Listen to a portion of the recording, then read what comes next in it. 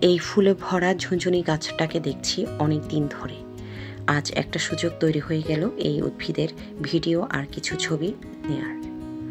যদিও রোদের কারণে ভিডিও আর ছবির কোয়ালিটির কি হাল বুঝতে পারিনি তখন।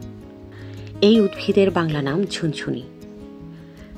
এর পাকা ফলকে ঝাঁকালে ফলের ভেতরে থাকা বীজগুলো ঝুনঝুন শব্দ করে। এই কারণে এই উদ্ভিদের নাম ঝুনঝুনি। ইংলিশে একে র্যাটল বক্স র্যাটল পড বলে।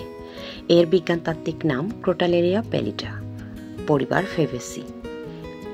ঝুনঝুনি একটি বর্ষজীবী গুল্মজাতীয় উদ্ভিদ। ফুলের মঞ্জুরিতে একসাথে অনেক ফুল ফোটে।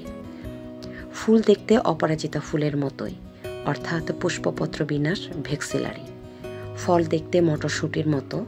ফল পেকে শুকিয়ে গেলে ভেতরে থাকা বীজগুলো খসে পড়ে। ফলে নাড়লেই ঝনঝন শব্দ হয়। এরও অনেক ভেষজ গুণ রয়েছে। এই গাছের মূলের রস চর্মরোগের ঔষধ হিসেবে ব্যবহৃত হয়। যে কোনো কেটে যাওয়া জায়গায় লাগালে রক্ত পড়া বন্ধ হয়। এর পাতা সিদ্ধ করে এর কাঠ খেলে ফুসফুসজনিত সমস্যায় উপকার পাওয়া যায়। ঠান্ডাজনিত সমস্যায় ঝুনঝুনি ফুল বেশ উপকারী।